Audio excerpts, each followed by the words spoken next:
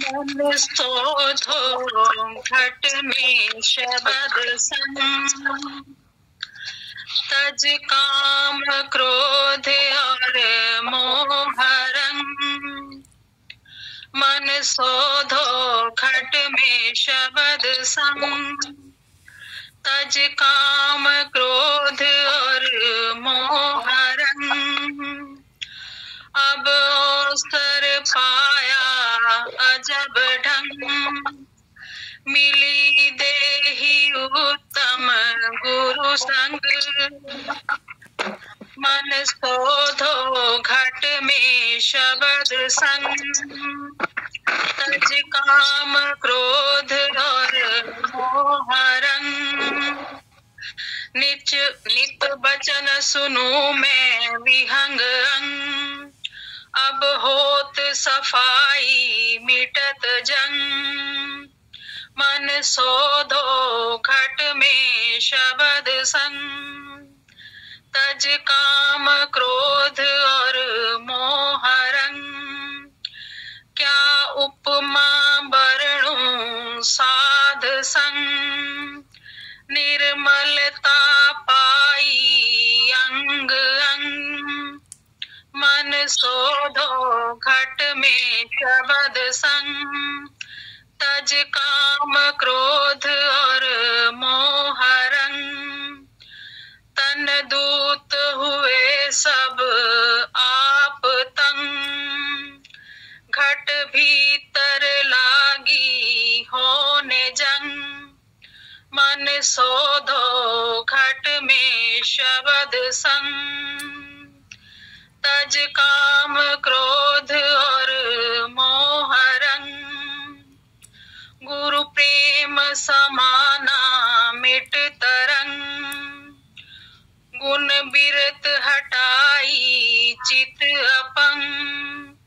मन शोधो घट में शबद संग, तज काम क्रोध और मोह रंग। सेत मिलाहट श्याम रंग, धुन शबद सुनाई भरम भंग। मन शोधो घट में शबद संग, तज काम क्रोध और मोह रंग। फिर निरत जगाई उड़ विहंग, राधा स्वामी पाए काल दंग। फिर निरत जगाई उड़ विहंग, राधा स्वामी पाए काल दंग। मन शोधो घट में शबद संग, तज काम क्रोध और मोह रंग। राधा स्वामी।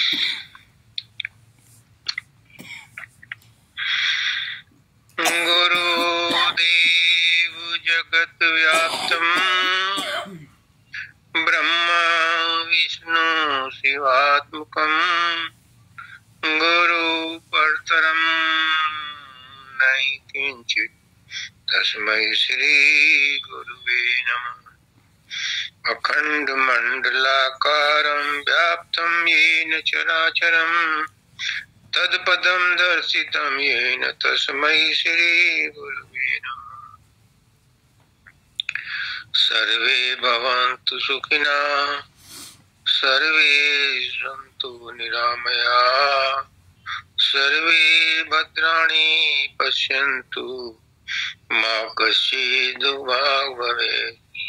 परम तत्वाधार परम पुरुष पूर्ण धनी मालिक के कुल हजूर पुष्करनाथ जी महाराज की पवित्र आत्माओं, सभी सत्संगी भाइयों बहनों, माताओं, बच्चों, बुजुर्गों, सबको राधा स्वामी।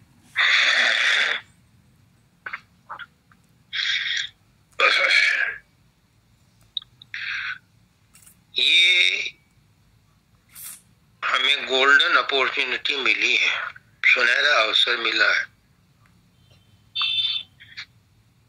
मनुष्य शरीर मिला है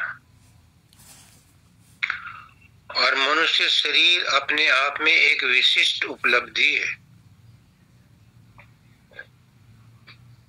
ये सिर्फ उन्हीं को मिलता है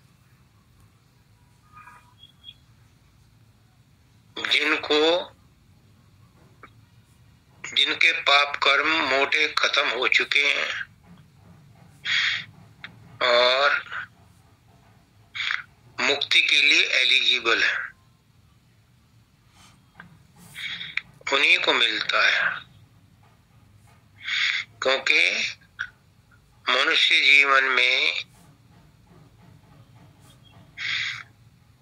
जीवन मुक्ति का ही द्वार है। मुक्ति कर्मों से, बंधनों से, संसार से, शरीर से, चिंताओं से, आवागमन से अगर मिलती है तो मनुष्य योनि में ही मिलती है और किसी योनि में मुक्ति नहीं मिलती। तो ये बहुत अच्छा सुनहरा अवसर है कि हमें मनुष्य जन्म मिला है। बड़े भाग मानुष तन पावा, सुर दुर्लभ सब संतहि गा। लेकिन इस मनुष्य जन्म को पाकर के हमने इसे कौड़ियों के भाव में लुटा दिया। काम, क्रोध, लोभ, मोह, अहंकार, विषय वासना, धन दौलत, परिवार, संसार की मान सम्मान के पीछे ही इस अमूल्य निधि को हमने बर्बाद कर दिया और कर रहे हैं। ये दशा देख करके संत सद्गुरु वक्त वो मालिक के कुल सत्य पुरुष राधा स्वामी दयाल संत का रूप धर करके अपनी आत्मा को चिताने के लिए आता है, लेकिन उसकी बात को भी कोई नहीं सुनता। क्यों? क्योंकि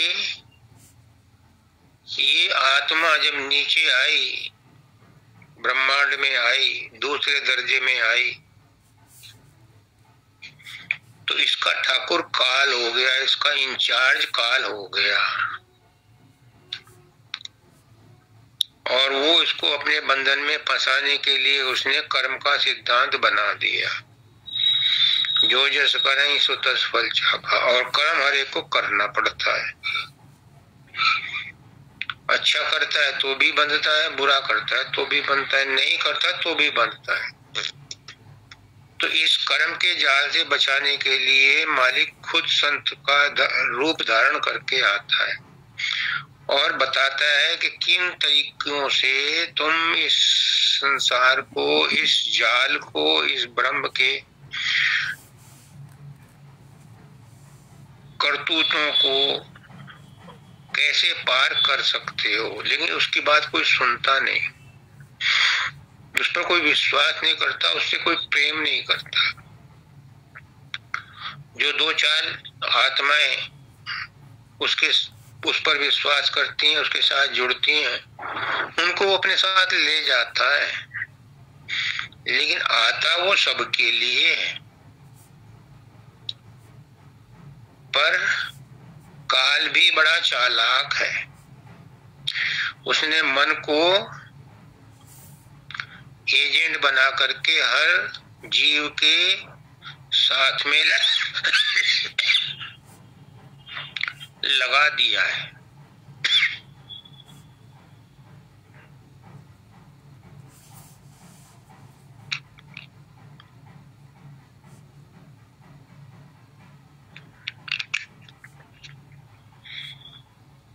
बाबा शब्दानंद जी कहते थे कि काल सत्संग में आके भी बैठ जाता है लोगों को भ्रमित करने के लिए। उनको सत्संग की बात समझ में ना आए वो पूरी कोशिश करता है, और जिनको समझ में आती है उनको सत्संग के बाद भी भटकाने की पूरी कोशिश करता है। क्यों? क्योंकि वो नहीं चाहता कि कोई जीव उसके बाड़े से बाहर जाए। लेकिन सदगुरु कहता है कि जिन पर सदगुरु ने स्टैंप लगा दी, सदगुरु ने जिनका हाथ पकड़ लिया, वो आत्मा तो जाएगी ही जाएगी सतलोक में, चाहे 1 जन्म में जाए या 2 जन्म में जाए, 3 जन्म में जाए, हद 4 जन्म में जाए, उसको वो छोड़ेगा नहीं।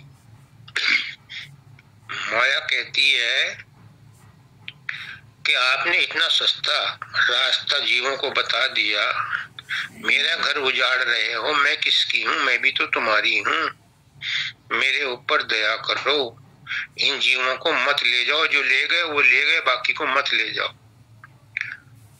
तो राधा स्वामी दयाल कहते हैं कि नहीं माया, मैं तेरे छल बल जान गया हूँ, जिन पर मेरा निशान लग गया है वो तेरे छल बल में नहीं आएंगे, वो जाएंगे सतलोक में। लेकिन परेशानी ये है कि कोई जाने वाला तो हो। यहाँ तो सब ये कहने वाले हैं कि मेरे भरोसे न रहियो, सत्संग सुन रहा हूँ, ये आपके ऊपर एहसान कर रहा हूँ, पर मेरे भरोसे न रहियो कि मैं तुम्हारी बात मान लूं, क्योंकि बात मान लूंगा तो छूत की बीमारी लग जाएगी। इसलिए सब पल्ला झाड़ कथा सुनते हैं, ताकि वो छूत की बीमारी, प्रेम का रंग हमारे ऊपर न लगे और हम संसार में ऐसे ही चलते रहें। संसार में कितने ही दुखी होंगे, उसको सुख समझते हैं। मैंने एक दिन सत्संग अटेंड नहीं किया, मुझे 6 दिन हो गए पश्चाताप करते हुए, और इसीलिए जुकाम, नजला और गला खराब हो गया। जिन लोगों को बाबा सावन सिंह जी को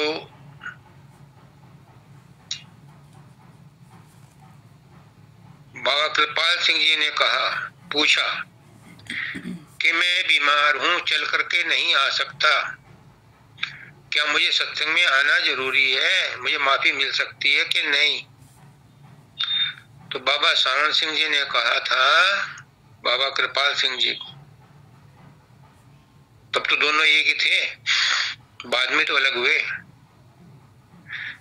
कि अगर तुम चल फिर सकते हो, खाट से उठ सकते हो, तो सत्संग में जरूर आओ।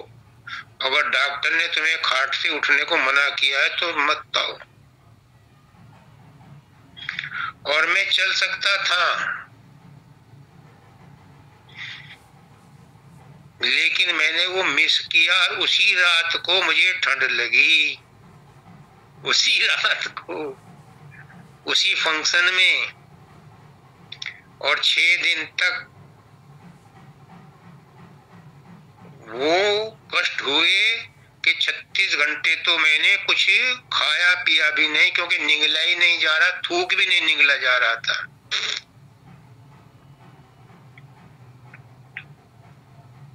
ये तो भला हो वंदिता का, जो इन्हें आते के साथ ही दवा दी,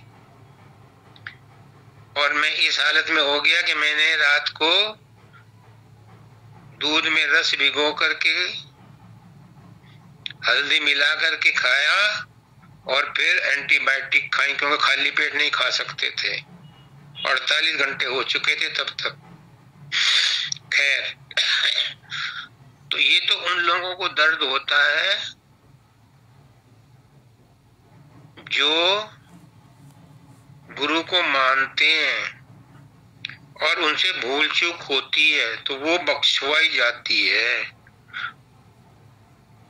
वरना रोज कितनी हम गलतियां करते हैं उनको कोई हिसाब ही नहीं है। अब वंदिता का एक प्रश्न पहले, वो क्या है भाई, वही बता दे। हमारी आचार्य वंदिता पब्लिक के लिए प्रश्न करती हैं, जगत कल्याण के लिए। देखो क्या कितना बढ़िया प्रश्न है इनका। मन में विचार उठते हैं, सही या गलत जैसे भी, और मन ही सॉल्यूशन भी देता है। 2-1 दिन से विचार आ रहा है कि स्थूल मन आत्मा और बीच में मन है। आत्मा तो परमात्मा का स्वरूप है। अगर मन को बीच से हटा दें और स्थूल शरीर को डायरेक्ट गाइडेंस मिले आत्मा से, क्या यह पॉसिबल है? पर मन को हटाएंगे कैसे? वो तो एनर्जी की धार है, उसका रुख बदला जा सकता है। बहुत सुंदर प्रश्न है। बहुत अध्यात्म में प्रगति करने के लिए इसका जानना जरूरी है, इसको समझना जरूरी है। हमारे शरीर के प्रत्यक्ष रूप से 4 अंग हैं।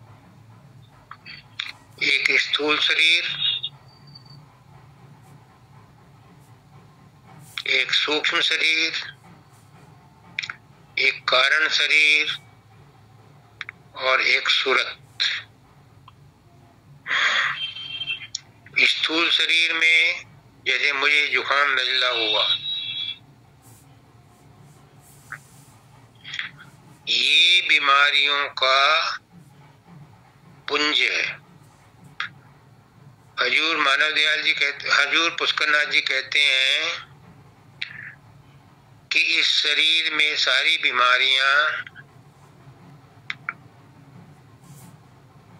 कुछ तो प्रारब्ध कर्मों के कारण आती हैं, कुछ माता पिता के संक्रमण से आती हैं, और कुछ इसलिए आती हैं कि जिस देश में जहां हम रहते हैं वहां का अन्न खाते हैं, तो अन्न के अंदर जैसे भी कीटाणु होते हैं वो हम अन्न के द्वारा ग्रहण करते हैं और उससे हमें बीमारियों का संपर्क होता है।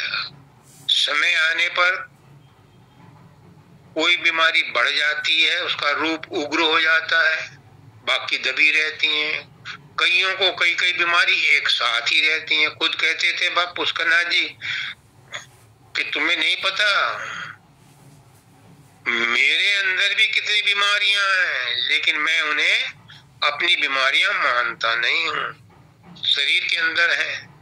मानव दयाल जी कहते थे। मुझे क्या हुआ, 26 जनवरी को मैं उनसे मिलने गया एस्कॉर्ट हॉस्पिटल, घर को कोठी पे थे नहीं, हॉस्पिटल गया तो चारों तरफ नलियां लगी हुई थी। मुझे देख कर मुस्कुराए जैसे वो सालमान पब्लिक स्कूल में मुस्कुराते थे। बोले, मैं बोला महाराज जी कैसे हुए थे? मैं बिल्कुल ठीक हूँ, मुझे क्या हुआ? तो शरीर में जब तक आत्मा है तब तक इसमें बीमारियां लगी हुई हैं, कोई भी निरोग नहीं है। थोड़े समय के लिए भले ही हो। सुना है मैंने कि गामा पहलवान था, वर्ल्ड रेस्टलिस्ट था, लेकिन अंतिम समय में उसको ऐसी कमजोरी आई कि उठ नहीं सकता था। इस शरीर का कोई भरोसा नहीं है। ये शरीर की अपनी हस्ती नहीं है। ये शरीर 5 तत्वों का है और इसके रोग तभी मिटते हैं जब ये 5 तत्व अपने मूल स्रोत में मिल जाते हैं, तभी शरीर के रोगों से छुट्टी मिलती है। तो शरीर के ऊपर ज्यादा भरोसा नहीं किया जा सकता, क्योंकि ये बूंद पड़े गल जाना है। शरीर किसी का निरोग नहीं रह सकता। अब आता है सूक्ष्म शरीर। सूक्ष्म शरीर में मन, बुद्धि, चित्त, अहंकार 4 चीजें होती हैं। और ये सूक्ष्म शरीर अविनाशी तो नहीं है, लेकिन लॉन्ग लास्टिंग है। यानी ऑर्डिनरी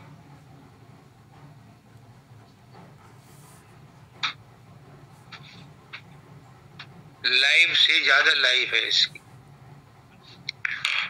इसका भी अंत होता है, प्रलय महाप्रलय में इसका भी अंत होता है, क्योंकि ये ब्रह्मांडी मन का अंश है और ब्रह्मांडी मन महाप्रलय में समाप्त हो जाता है, दोबारा बनना पड़ता है।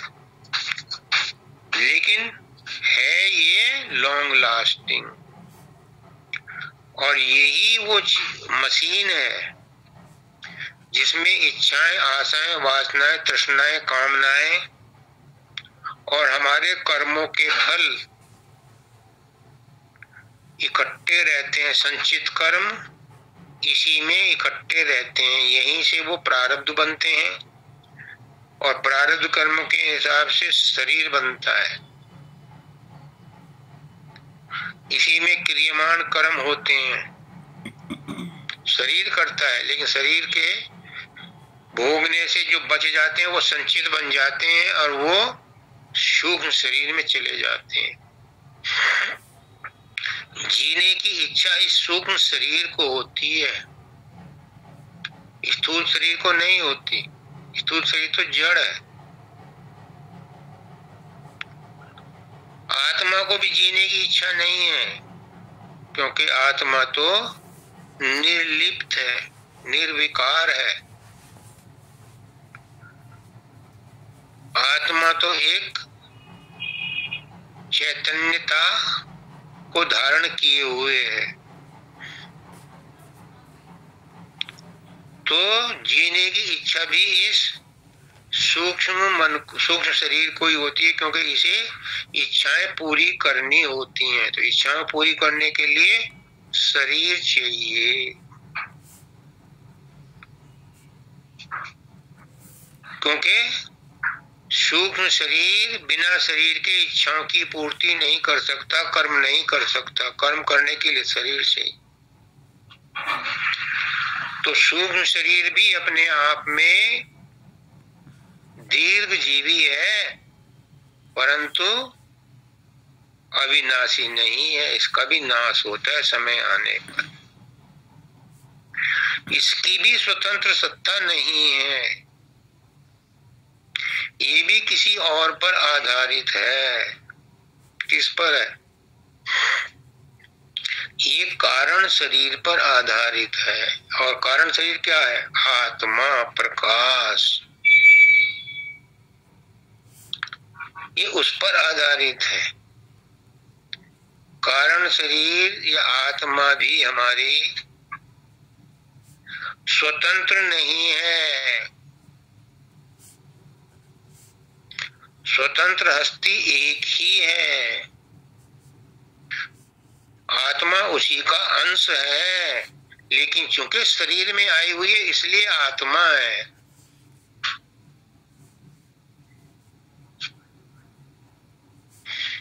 इस पर बोझ पड़ गया कर्मों का, इच्छाओं का, वासनाओं का, इसने शरीर धारण कर लिया, इसलिए ये आत्मा कहलाई।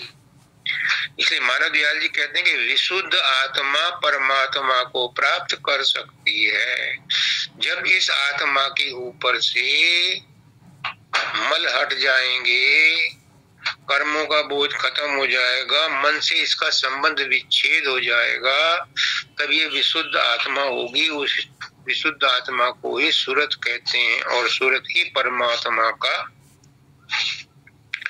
अभिन्न अंश है, अभिन्न अंग है। और वही सूरत परमात्मा में या मालिक में मिल करके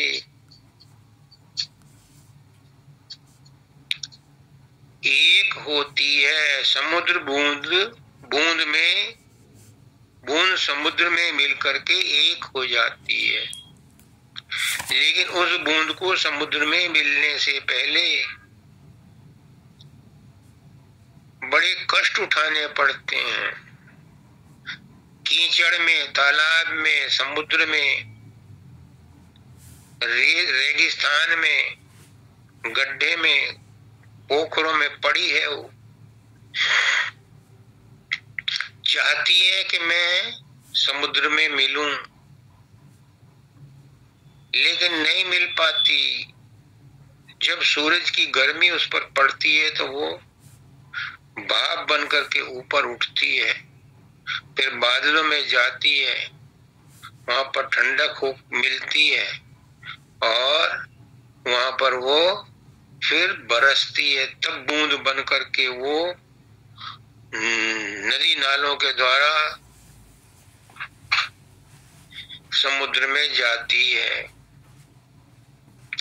जब वहां पहुंचती है तो फिर मिलकर के वो समुद्र से एकत्व स्थापित कर लेती है, फिर उसका स्वतंत्र अस्तित्व नहीं रहता, ढूंढने से भी नहीं मिलती। वही हाल हमारे आत्मा का है। हम सब उसकी बूंदें हैं, हम सब उसकी किरणें हैं, लेकिन हमारे ऊपर बहुत कर्मों का बोझ है। तो इन कर्मों का बोझ हटाने के लिए आत्मा को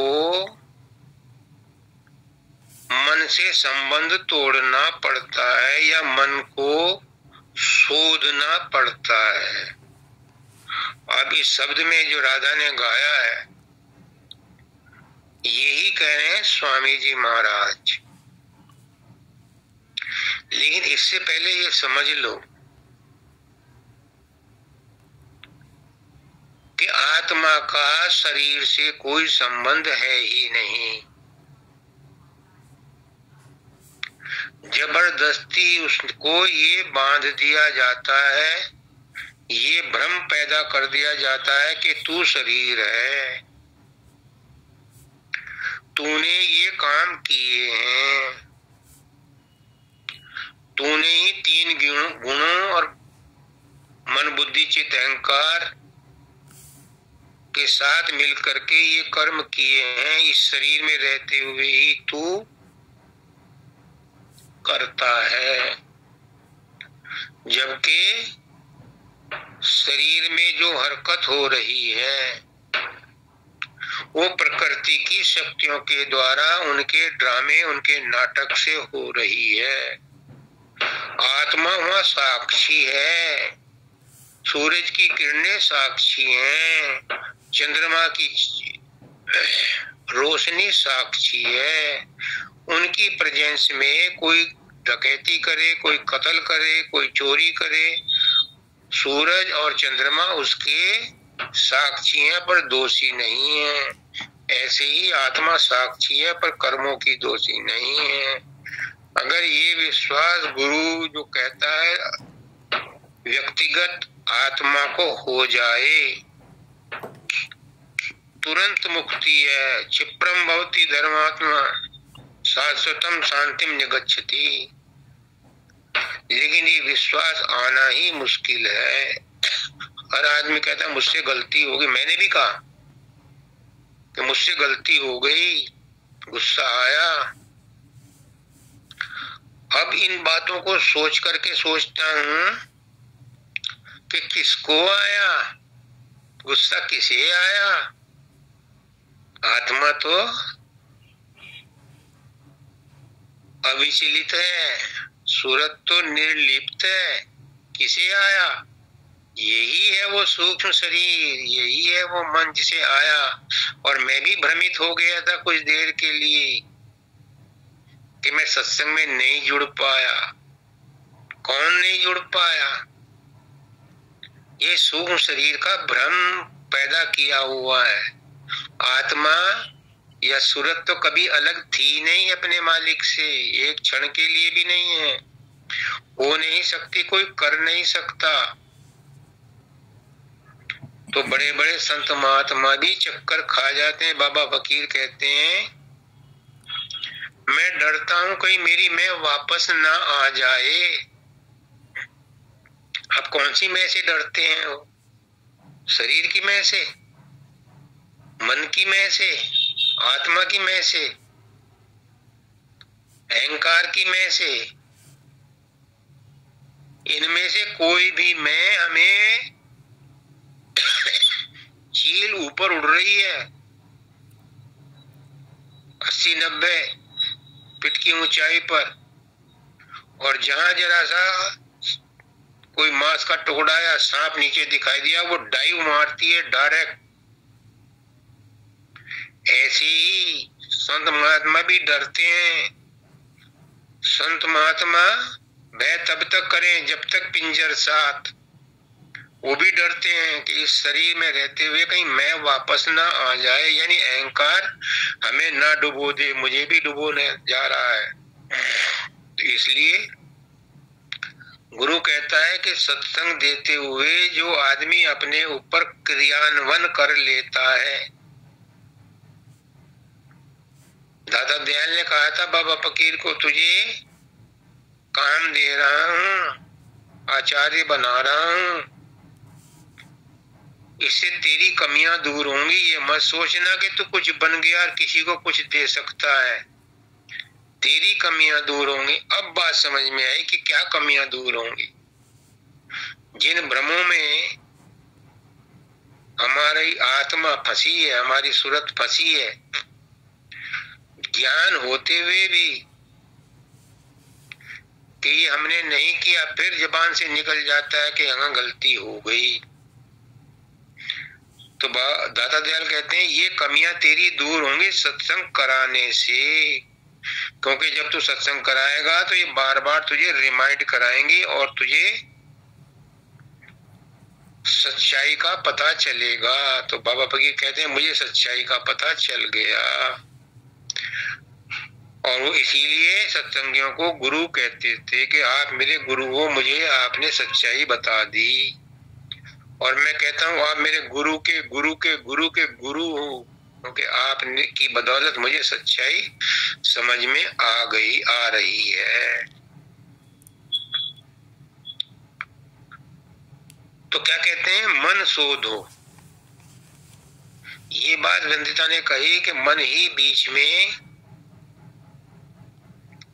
रुकावट है। सूरत और शब्द के बीच में, आत्मा और परमात्मा के बीच में, नाम और नामी के बीच में, राधा और स्वामी के बीच में अगर मन ना हो तो ये एक ही हैं।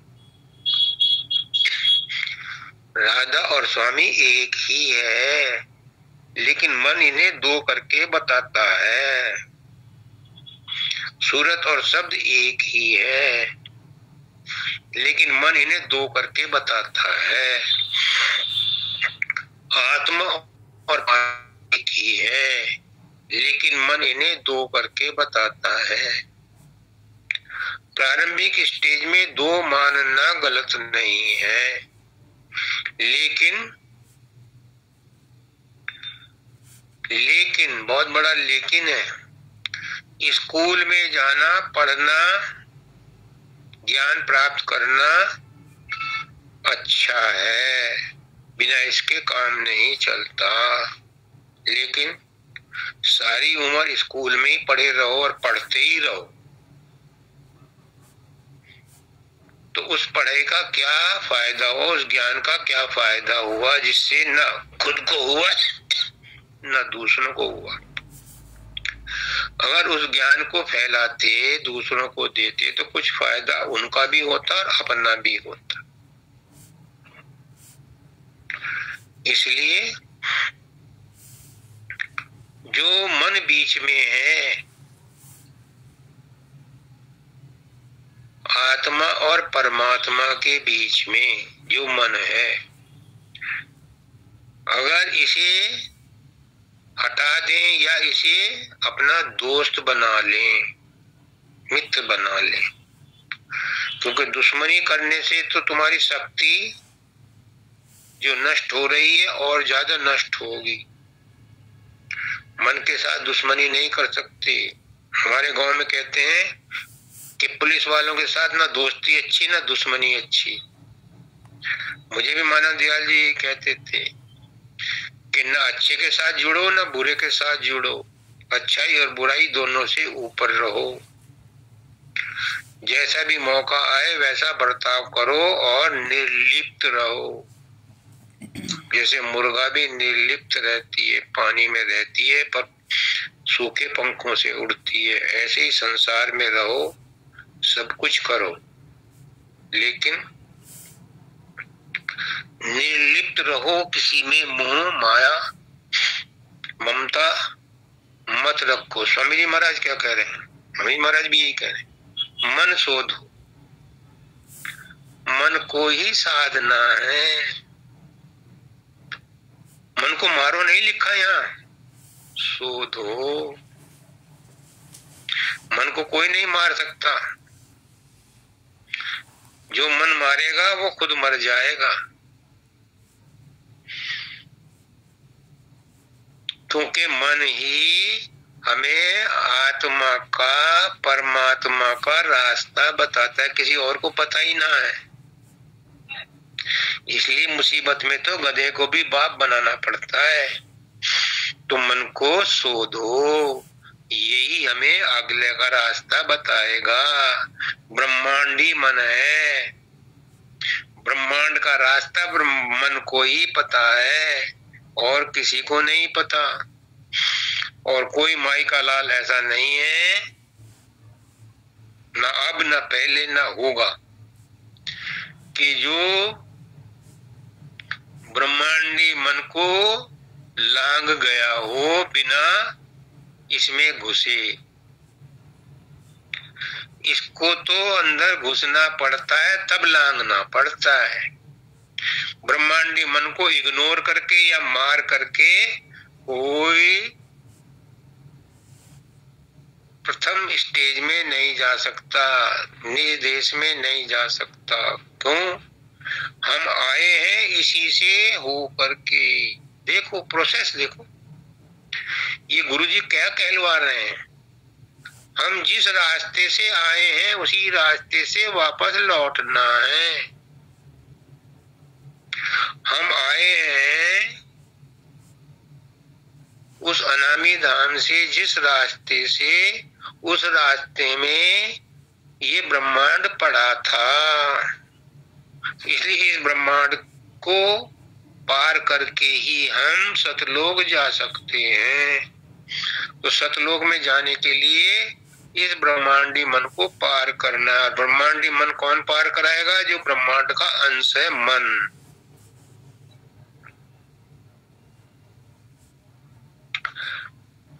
तो स्वामी जी महाराज सही कह रहे हैं बिल्कुल। अगर कोई और तरकीब होती तो वो इसको बीच में ना लाते। वो कहते हैं मन शोधो, और कहाँ शोधो? घट में, खोपड़ी में, घट में। यही शोधो जहाँ इसका इलाका है, यहाँ से लेकर के यहाँ तक इसका इलाका है, यही घट है। इसमें से शोधो। एक घट नीचे है, एक घट ऊपर है, तो ऊपर के घट को शोधो, नीचे का अपने आप सुधर जाएगा। मन शोधो घट में, खोपड़ी में शोधना। उसको शोधना क्या है? इसे सुसंस्कृत करना है, इसे सुमन बनाना है, इसे अमन बनाना है, वही है शोधना।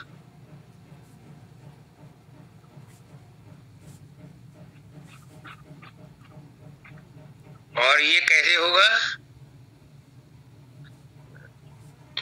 इन्होंने फॉर्मूला ही बता दिया। शब्द संग, बिना शब्द के साथ जुड़े मन किसी और तरह से बस में नहीं आता। हाँ, शुरू में सुमरन भजन करना है, सुमरन ध्यान करना है, क्योंकि सुमरन से शरीर और मन स्थिर होते हैं, पवित्र होते हैं। सुमरन ध्यान से गुरु का रूप बनता है, प्रकाश पैदा होता है, क्योंकि विल पावर बढ़ जाती है। कंसंट्रेशन होने से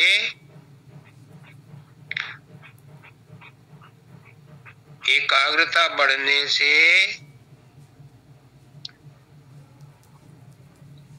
ऊर्जा बढ़ जाती है, तो प्रकाश नजर आता है। बाहर का गुरु कहता है कि तेरा असली गुरु तेरे अंदर प्रकाश और शब्द है।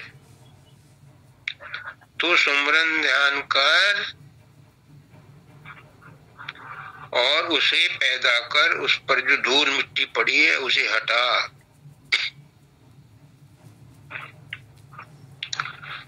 तो मन शोधो घट में शब्द संग, प्रकाश और गुरु के रूप से प्रकट होने पर मन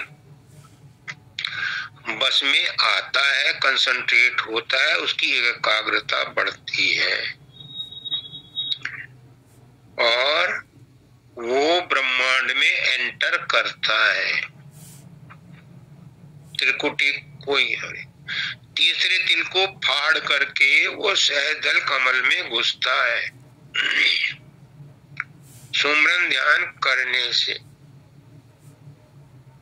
लेकिन जैसे ही वहां घुसता है वहां शब्द भी प्रकट होता है, घंटे की आवाज सुनाई देती है, उसके आगे और कंसंट्रेशन बढ़ता है तो त्रिकुटी की मृदंग,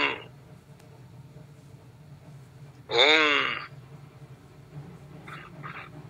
शंख, बादल की गर्जना सुनाई देती।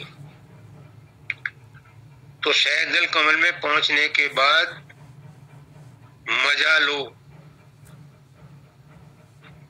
शब्द का। वहां से घुसो बंकनाल में और तब पहुंचो त्रिकुटी में। त्रिकुटी में जाकर के मन शांत हो जाता है, जिसको कहते हैं शोधना। असली तो वह तब शोधा जाएगा जब वो अपने त्रिकुटी में आराम करेगा, विश्राम करेगा, तब आत्मा उसके चंगुल से छूट करके आत्म पद में शून्य में पहुंचेगी। लेकिन ये थ्योरी है, ये तो बिंदी पर चिंदी है। इसका व्यवहारिक पक्ष क्या है? ये बातों का पुलाव नहीं है।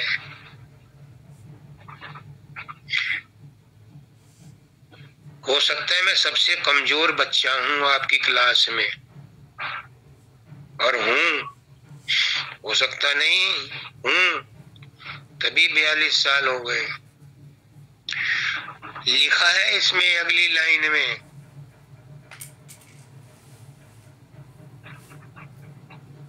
फॉर्मूला लिखा है। अब लेबोरेटरी में H2O मिलाओ और पानी बनाकर देख लो, लेकिन उसमें लिखा है क्वांटिटी कितनी रखनी है। अगर तुमने रेशो गलत कर दिया तो नहीं सफल होगा। क्या लिखा है इसमें अगला फॉर्मूले में? तज, काम, क्रोध और मोह रंग। करके देखो। काम काम सब कोई कहे, काम न चीने कोय, और जेते मन की कामना काम कहावे सोए। किस किसने अपनी कामनाओं का दमन किया है, समन किया है, बताए? और फिर कहे कि मुझे फायदा नहीं हुआ। अगर तुम्हें काढ़ा जुखाम के लिए बताया है तो निश्चित क्वांटिटी में उसके अंदर जड़ी बूटियां भी तो डालो। तज काम, काम का तजना मैंने बता दिया। काम काम सब कोई कहे, काम न चीने को, जेती मन की कामना काम कहावे सो। जितनी भी मन की कामनाएं हैं, कितनी कामनाएं हैं कोई लिस्ट नहीं बना सकता, सब इंडिविजुअल पर डिपेंड करती हैं। क्रोध, 42 साल बाद पहले क्रोध फूटा है। आज नहीं, 8 तारीख। ये घमंड तोड़ने के लिए ही टूटा था,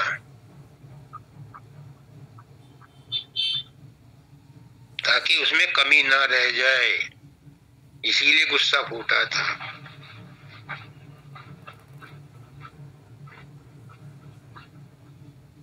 वहां मौजूद होते हुए भी मैं सत्संग में शामिल नहीं हुआ। ये कम अपराध है, ये बहुत बड़ा अपराध है, और उसी की सजा मिली है ये 6 दिन।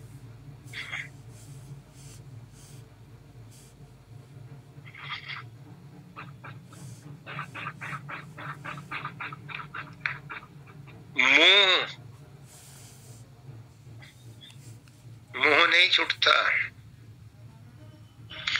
किसी न किसी चीज का मोह लगा ही रहता है। कोई नहीं कह सकता छाती पे हाथ रख करके कि उसका मोह खत्म हो गया, और नहीं तो मुक्ति का ही मोह है। बताओ किसे नहीं है? जबकि गुरु कहता है कि वो तो मुक्ति भी आने जाने वाली चीज है, उसके पीछे भी क्यों डंडा लेके फिरते हो? तुम तो स्वयं स्वतंत्र स्व मुक्त हो, तुम किसकी इच्छा करते हो? मुक्ति के पीछे क्यों फिरते हो? तुम तो स्वतंत्र हो, उसका मोह भी क्यों करते हो? क्यों पीछे एक और कर्म बनाते हो? मुक्ति चाहिए, अरे तुम तो स्वयं मुक्त हो, इन चीजों को आजमा लो, तुम स्वतंत्र हो। किसको मुक्ति चाहिए? जो बंधन में है उसे मुक्ति चाहिए ना। मुझे बताओ, आज तह में जाओ, रूट में जाओ, मूल में जाओ, जड़ में जाओ। मुक्ति किसे चाहिए? जो बंधन में है। और मेरी सूरत तो कभी बंधन में रही नहीं, उसे मुक्ति क्यों चाहिए? ये भी मन का भ्रम है, मन ने ही फैलाया है भ्रम कि मुक्ति के लिए कर्म करो, और कर्म करके फिर वो कर्म के बंधन में फंसाता है। देखो कितना बड़ा चक्र है, वो चक्र है, विशियस सर्किल है। जो स्वतंत्र है उसे कह रहा है मन के तू मुक्त हो जा, और मुक्ति के लिए कर्म कर, और जो भी वो कर्म करेगा उन कर्मों में वो उसे फंसा देगा। तो जो स्वतंत्र था उसे बंधन में बांध दिया। उस बंधन को काटने के लिए ही सतलोक से सत्य पुरुष राधा स्वामी दयाल आता है। वो बंधन में बंध करके आता है, बंधुआ हो करके, जबकि वो बंधन में है नहीं, अपने बंधुए जीवों को चिताने के लिए। तो क्यों बंधन में बंधते हो? जब गुरु कहता है तुम्हें कि तुम बंधन में हो ही नहीं, तुम तो मुक्त हो, फिर काहे को इतना लफड़ा पालते हो, और काहे को इतना कष्ट उठाते हो, और मन के निहोरे करते हो? तुम मुक्त हो।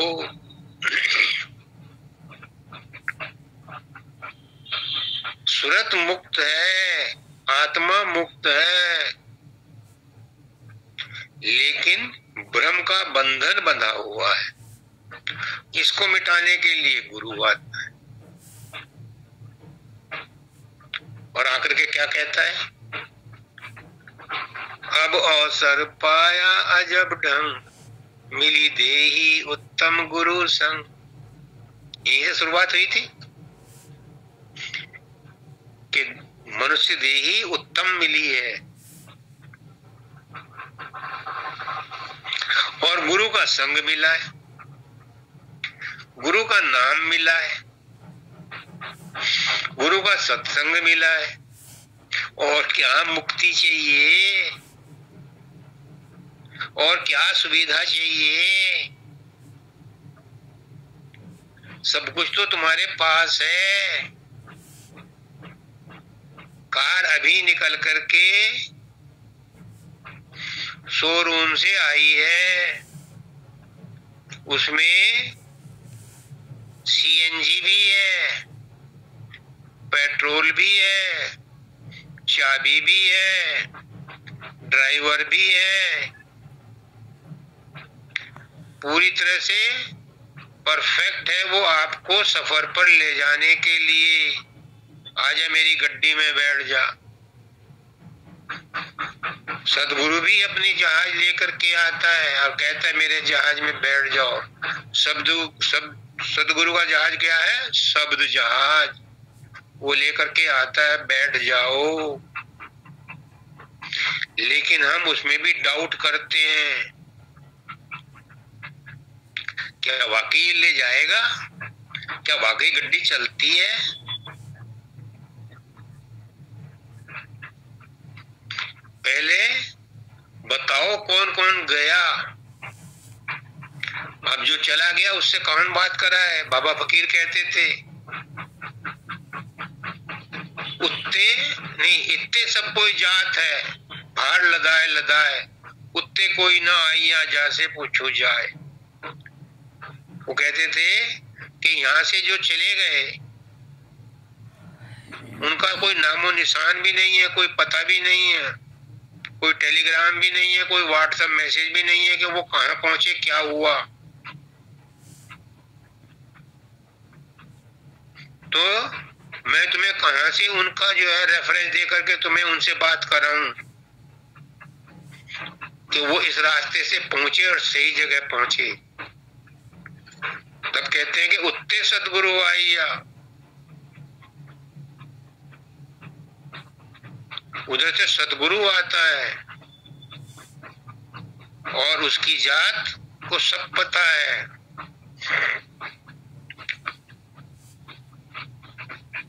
उसे सब पता है, तुम उसकी बात को मान लो तो तुम वहीं पहुंचा दोगे, तुम्हें वहीं पहुंचा देगा।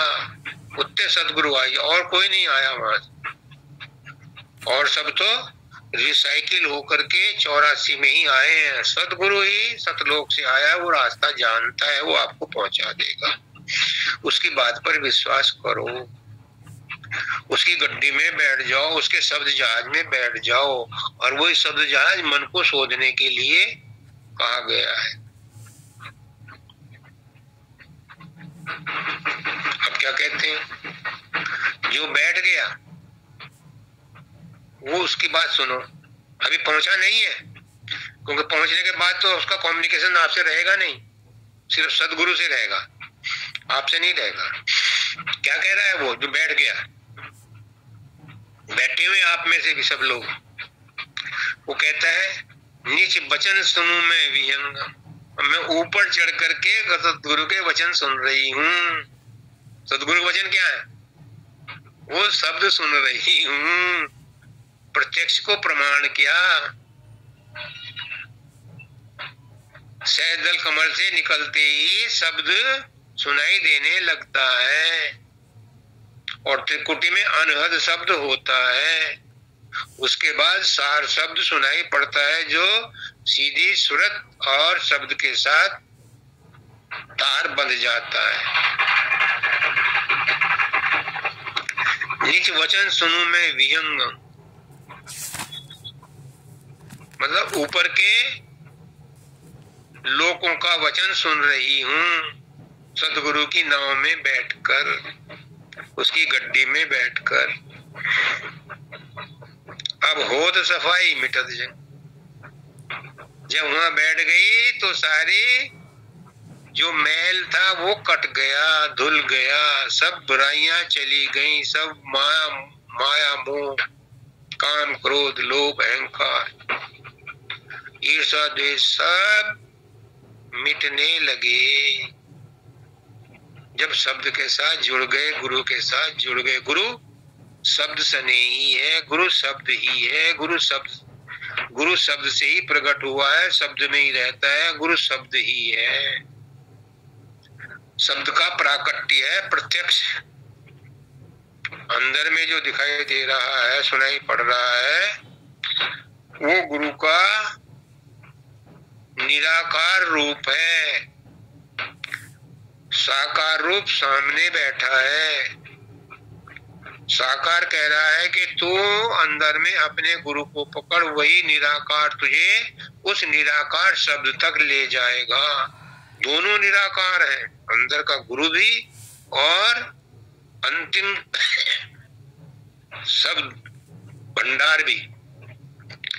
लेकिन जो सूरत का शब्द है, ये आसानी से हमें उस सूरत के भंडार, उस शब्द के भंडार में पहुंचा देता है। और मेरे मानव, मेरे पुष्करनाथ जी क्या कहते हैं, राजेश शब्द के पीछे भी डंडा लेके मत फिर, शब्द भी हमारी मंजिल नहीं है। मैंने एक दिन पूछ लिया हिम्मत करके, फिर मंजिल कौन सी है? उन्होंने कहा अशब्द गति। शब्द में इतना लीन हो जाओ कि अशब्द हो जाओ, वो है अंतिम गति। शब्द में भी द्वैत है, एक शब्द और एक सुनने वाला। तुम बाबा फकीर बन जाओ, शब्द को सुनते सुनते उसमें गुम हो जाओ, वो है अंतिम अवस्था। तो शब्द भी मंजिल नहीं, पर कहने के लिए है।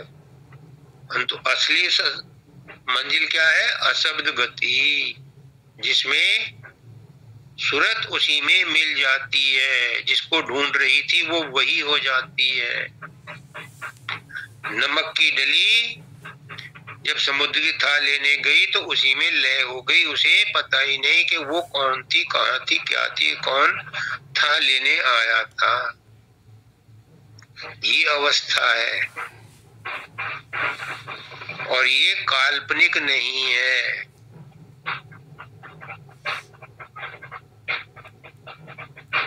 हजूर कपिला जी महाराज इसके साक्षी हैं।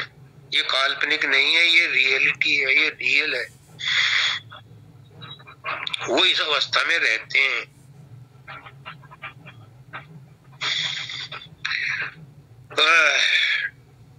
क्या उपमा वर्णु साधु संग, निर्मलता आई अंग। ये कैसे आता है? ये सतगुरु के पास बैठने से आता है, गुरु सतगुरु के साथ सत्संग करने से आता है, सतगुरु से वार्तालाप करने से आता है। क्यों? क्योंकि जिसके संग रहोगे, जैसी बात करोगे, उसका प्रभाव पड़ता है। सतगुरु शब्द स्वरूपी है, उसके साथ बात करोगे तो शब्द का असर आपके ऊपर होगा, होगा, होगा, जरूर होगा।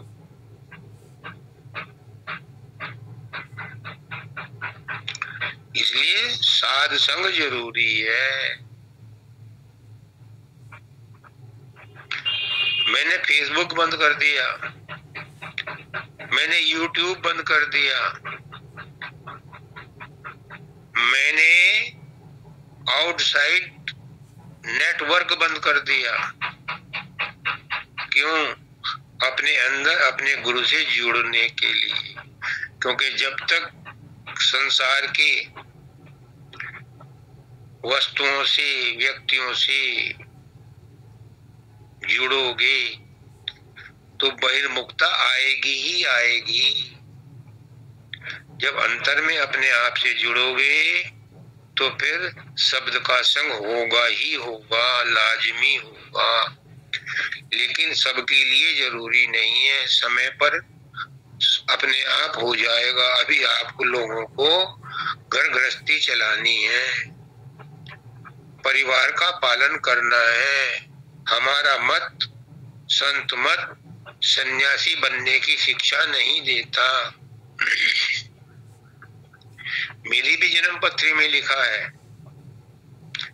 कि जातक अंतिम आयु में सन्यासी हो जाएगा। लेकिन मैं बार बार सोचता हूँ, मेरा कोई गुरु सन्यासी नहीं हुआ तो मैं भी सन्यासी होकर के क्या करूँगा? संन्यास तो घर में ही होता है, जंगल में संन्यास नहीं हो सकता। संन्यास का मतलब ही है सत का न्यास करना, सत में रहना, संसार से विरक्त होना, संसार की चीज, संसार को नहीं छोड़ना, संसार की चीजों में अपनी विरक्ति, अपनी आसक्ति नहीं रखना, ये संन्यास है। वरना जो जंगलों में, पहाड़ों में, कंदराओं में है, भूख तो उनको भी लगती होगी, ठंड तो उनको भी लगती होगी, तो संसार तो वहां भी है। मैंने एक जगह पढ़ा था कि गुजरात के सेठ, बंबई के सेठ गंगोत्री में जाकर के भंडारे किया करते हैं, दान पुण्य किया करते हैं, अपने कर्मों को काटने के लिए। लोग उन वहाँ ऋषि मुनियों या जो तपस्वी हैं उनकी सेवा करने के लिए। एक बार क्या हुआ, एक सेठ ने सब तपस्वियों को 500 का नोट दिया। एक जो तपस्वी था वो 15 साल से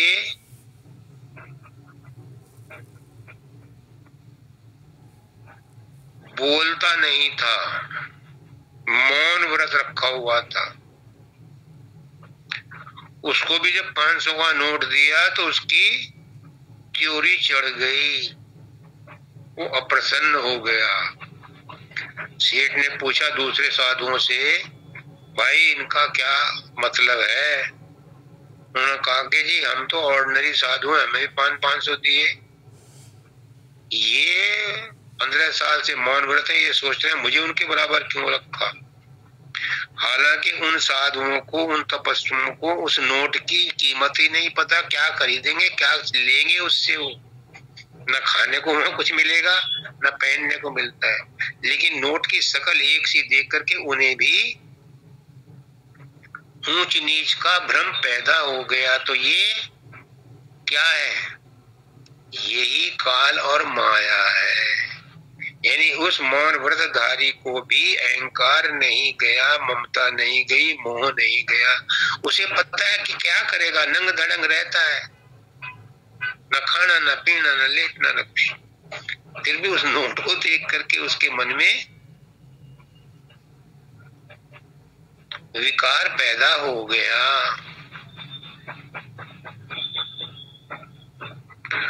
तो ये कब मिटता है विकार? जब साधु के संग लगे, सच्चे साधु के संग, सत्य सदगुरु के संग।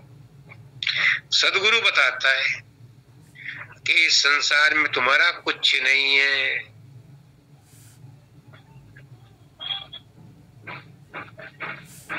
कुछ नहीं है, सब छोड़ के जाना है। सदगुरु नाम ठिकाना है, बस एक सदगुरु का ही नाम जो है वो ही साथ जाता है। तो उनको उनके गुरु ने नहीं बताया होगा, वो तो हठ योग में लगे हुए हैं, अब पता नहीं बताया होगा। लेकिन ये मैंने किताब में पढ़ा था कि उनको भी इस बात का भ्रम हो जाता है। खैर, हो जाने उनका काम, हमें तो सिर्फ मतलब की बात पकड़नी है, शब्दों के हेर फेर में नहीं जाना। तत्व समझ में आना चाहिए, सच्चाई समझ में आनी चाहिए।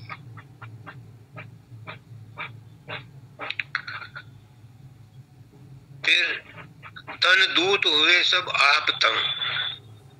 जब ऐसी अवस्था आती है फिर कुछ करने की जरूरत नहीं। काम, क्रोध, लोभ, मोह, अहंकार अपने आप ही ढीले पड़ जाते हैं। जहां शब्द के साथ सूरत लगी तो जो विषयी था उसका विषय छूट जाता है, जो चोर था उसकी चोरी छूट जाती है, उसकी सब आदत छूटती है, जो नशेड़ी था उसकी नशा करने की आदत छूट जाती है। लेकिन कब? जब वो किसी गुरु के साथ लगे, गुरु की बात को माने, उनके बताए हुए रास्ते पर चले, तो उसका मन नियंत्रण में आता है, साफ होता है, सुथरा होता है, अमन होता है, सुमन होता है। फिर जब वो शब्द के साथ जुड़ता है तो त्रिकुटी में जाकर के विश्राम करता है। उसके बाद सूरत अपने रास्ते को आगे चलती है। पर शुरू में सूरत को मन का साथ लेना जरूरी है। इसीलिए सारा शब्द स्वामी जी महाराज ने लिखा है और सब संतों ने मन को साथ लेकर के चलने के लिए कहा है, क्योंकि सूरत अकेली चढ़ाई नहीं कर सकती, मन ही करता है। मानव दयाल जी तो यहाँ तक कहते थे कि समाधि ध्यान भी मन ही लगवाता है, मन ही लगाता है, मन ही उसमें इन्वॉल्व होता है। जब समाधि लग जाती है तब मन वहां से गायब हो जाता है, पिघल जाता है, उसमें लय हो जाता है। लेकिन समाधि लगाने की प्रक्रिया मन ही करता है। ये मानव दयाल जी के शब्द हैं और अकाट्य हैं, प्रमाणित है। वेद शास्त्र भी ऐसा ही कहते हैं, उपनिषद भी ऐसा ही कहती है कि जब समाधि लग जाती है तो मन गायब हो जाता है। इसीलिए बाबा फकीर कहते हैं कि जब मैं वहां पहुंच जाता हूं तो गुम हो जाता हूं, मुझे कुछ पता नहीं होता कि मैं कहाँ था, कितनी देर रहा, क्या हुआ। क्यों?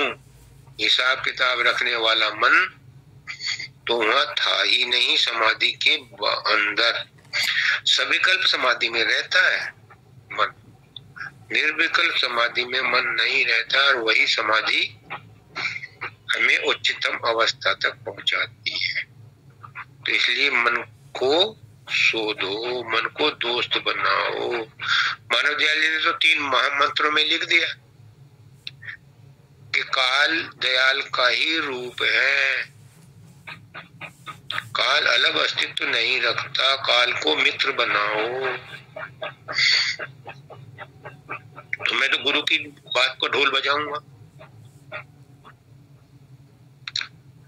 अब कहते हैं गुरु प्रेम समाना मित तरंग। कैसे होगा? ये बातों का पुलाव नहीं है। गुरु प्रेम देगा, गुरु से प्रेम करोगे तो चित्त की तरंगे मिटेंगी, मन की तरंगे मिटेंगी। उसके बिना असंभव। गुरु के पास कोई जादू की छड़ी नहीं है।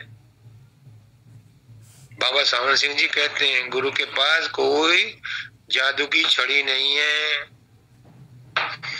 पुष्करनाथ जी कहते हैं गुरु के पास एक ही जादू की छड़ी है, प्रेम। गुरु से प्रेम करो और गुरु के गुरु हो जाओ। गुरु को गुलाम बना लो, गुरु से प्रेम करो और गुरु को गुलाम बना लो। तो यहाँ क्या कहते हैं स्वामी जी महाराज? गुरु प्रेम समाना मिट तरंग। गुरु के प्रेम में समा जाओ, सारी तरंगे मिट जाएंगी, सब कुछ मिट जाएगा। महाराज जी क्या कहते हैं? प्रेम के अंदर ज्ञान भी दग्ध हो जाता है। प्रेम ही परमात्मा है। जो प्रेम करता है वो परमात्मा ही हो जाता है, परमात्मा से ही प्रेम करता है। गुरु से प्रेम करोगे तो गुरु ही हो जाओगे। कौन है गुरु? शब्द गुरु है। शब्द से प्रेम करो तो शब्द पकड़ में आएगा। प्रकाश से प्रेम करोगे तो प्रकाश पकड़ में आएगा। बाहर के गुरु से प्रेम करोगे तो बाहर का गुरु पकड़ में आएगा। फिर वो दया दृष्टि डालेगा, तुम्हें अंतर्मुखी कर देगा। अंतर्मुखी कर देगा तो तुम अंदर शब्द में जुड़ोगे। अंदर शब्द में बिना गुरु की दया मेहर के नहीं जुड़ा जाता। मैंने 42 साल सिर पत्थर दे दे करके मारे हैं, सिर दे दे के मारा है। बिना प्रेम के सूरत शब्द के साथ नहीं जुड़ती, प्रेम के साथ जुड़ती है। प्रेम करो, प्रेम से राधा स्वामी बोलो, प्रेम से तो सूरत शब्द में जुड़ेगी। और रटते रहो। बाबा शब्दानंद जी कहते थे रटते रहो। राधा स्वामी अरबों खरबों बार, कुछ नहीं होने वाला। प्रेम से जपो।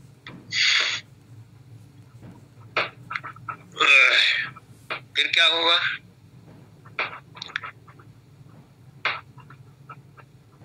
गुरु विरत हटाई चित्त अपंग।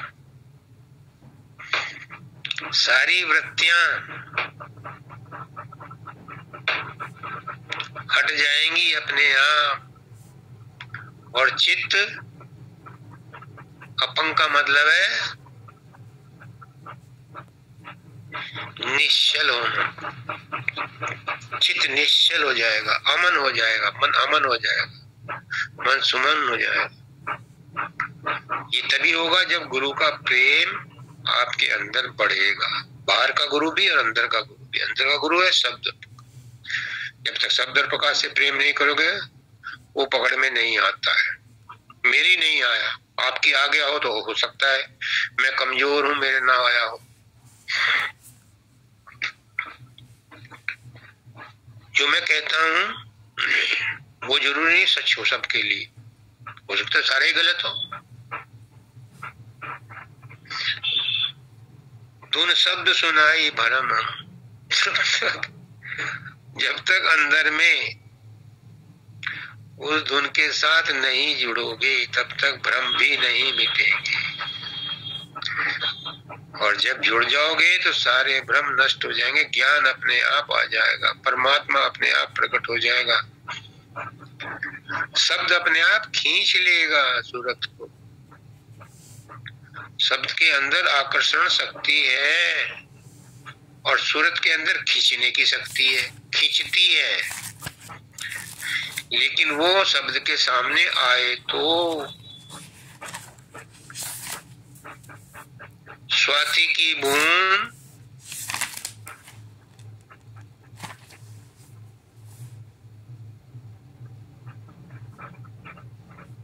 से मोती बनता है।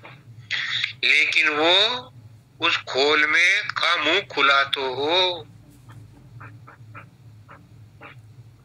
तो शब्द उसको खींच लेगा। लेकिन सूरत शब्द के सामने आए तो फेस टू फेस।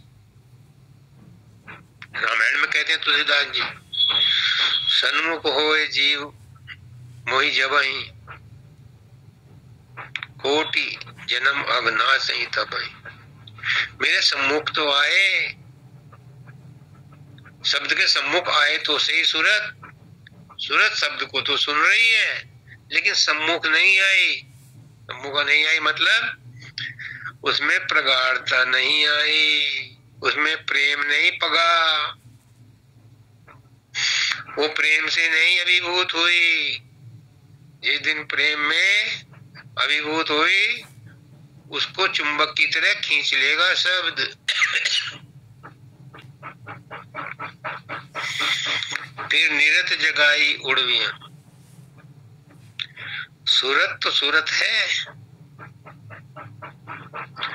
दाता दयाल कहते हैं कि सूरत तो सूरत है, अच्छी तरह से रथ है। लेकिन ये अकेले मंजिल पर नहीं पहुंच सकती, इसे निरत बनना पड़ता है। निरत का मतलब है अपनी निर्णय शक्ति को बढ़ाना, बाबा सावन सिंह जी कहते हैं सूरत की दो शक्तियां हैं, सूरत सुनने की शक्ति, निरत देखने की शक्ति। जब ये दोनों इकट्ठी होती हैं तो मंजिल पार होती है, तो निशाना तीर निशाने पर बैठता है। इसलिए सबका नाम दादा दयाल कहते हैं कि ये तभी होता है जब महाशून्य से आगे सदगुरु अपनी सूरत को लेकर के चलता है, तो सूरत और निरत दोनों एक हो जाती हैं, तब वो भंवर गुफा से निकल के सतलोक पहुंचते हैं। ये दादा दयाल के शब्द हैं। दोनों शक्तियों को जगाना है। सूरत तो जाग जाएगी, शायद कल कमल में सब सुनाई देने लगेगा, और त्रिकुट तक पहुंचते पहुंचते वो निर्मल भी हो जाएगी। लेकिन जब महाशून्य के बाद निरत उसमें जगेगी तो असली प्रगति तब होगी, तब वो सतलोक में जाकर के प्याम करेगी, तब सतलोक में जाके आराम करेगी। अकेली लंगड़ी नहीं कर सकती, सूरत अकेली नहीं जा सकती, निरत साथ में लेनी पड़ेगी, जगाना पड़ेगा। और ये काम भी सतगुरु की दया में यही होता है। अपने बस में कुछ नहीं है, अपने बस में कुछ नहीं है। 42 साल तो मैंने झक मार कर देख लिया, कुछ नहीं होगा। ये सच्चाई बयान कर रहा हूं, दर्द दिल से कह रहा हूं। फिर क्या होगा? फिर बत्ती गुल पगड़ी गायब। राधा स्वामी पाए, राधा स्वामी मिल गए, और काल देखता ही रह गया। काल अचंभे में पड़ा है, काल सिर पीटता रह गया। हाय, ये भी निकल गया मेरे हाथ से। हाय, एक जनसंख्या कम हो गई, एक सूरत चली गई। राधा स्वामी पाए, काल दंग रह गया, अफसोस करता रह गया। राधा स्वामी से मिल गई सूरत। चाहते हो आप भी आपकी सूरत मिले? सब चाहते हैं, जो यहाँ बैठे हैं सब इच्छुक हैं और अधिकारी हैं। दादा दयाल का एक शब्द है, दुर्लभ अधिकारी को क्या है जी। जो अधिकारी है उसे कुछ भी दुर्लभ नहीं है, उसके लिए सब कुछ सुलभ है।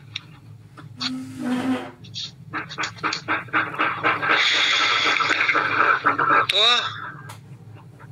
मेरी तो यही प्रार्थना है, यही विनती है अपने सदगुरु से कि हे मालिक, अपनी सभी आत्माओं को अपने पास बुला ले। बहुत चक्कर काट लिया इन्होंने, अब बहुत दुखी हैं। ये कहें या ना कहें, मेरी प्रार्थना स्वीकार कर लो, मेरी अरदास है। इनको ले लो अपने कमलों में, अपने चरणों में, अपनी पनाह में ले लो मेरे मालिक। मुझे बाद में ले लेना, इन्हें पहले ले, मैं बाद में आ जाऊंगा। सबको राधा स्वामी।